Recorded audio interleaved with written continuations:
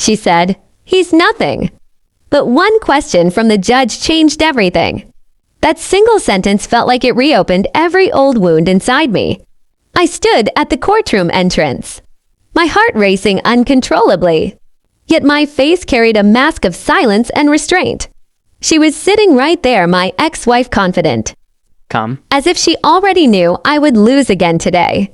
The man beside her kept leaning in, whispering things that made them both laugh.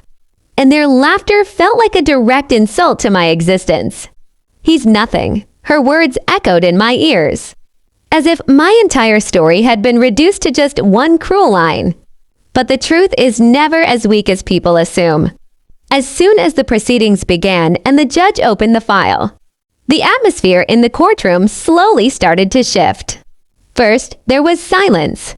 Then the judge's eyes pausing repeatedly on the documents. And suddenly, he looked up at me. That moment was different. One question, simple, yet heavy. "Is that really you?" And with that single question, everything changed.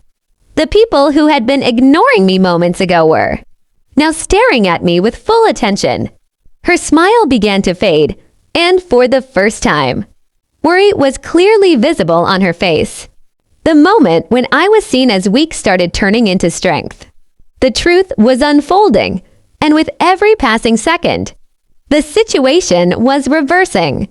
The courtroom, which was meant to witness my humiliation, was now filled with shock and silence. And for the first time, I felt that justice was not just a word, but something that was finally about to become real. The judge adjusted his glasses and began going through the documents one by one, his expression growing more serious with each passing second. The silence in the courtroom became heavier, almost suffocating, as every page seemed to reveal something no one had expected. My ex-wife's lawyer tried to interrupt, but the judge raised his hand, signaling him to stay quiet. Then came the details: bank records, hidden transactions, messages that had been carefully concealed for years. Each piece of evidence painted a clearer picture. And with every word the judge spoke, the narrative they had built against me started to crumble. I could feel the shift in the room. People who once doubted me were now exchanging glances, realizing they had judged too quickly. Across the room, her confidence was slipping, her posture stiff, her eyes restless, searching for an escape that no longer existed. When the final decision was announced, it didn't come with loud reactions, but with a deep, undeniable silence that said everything. The judge's voice was firm, leaving no room for doubt as he declared that the truth had been uncovered, and the accusations against me could no longer stand.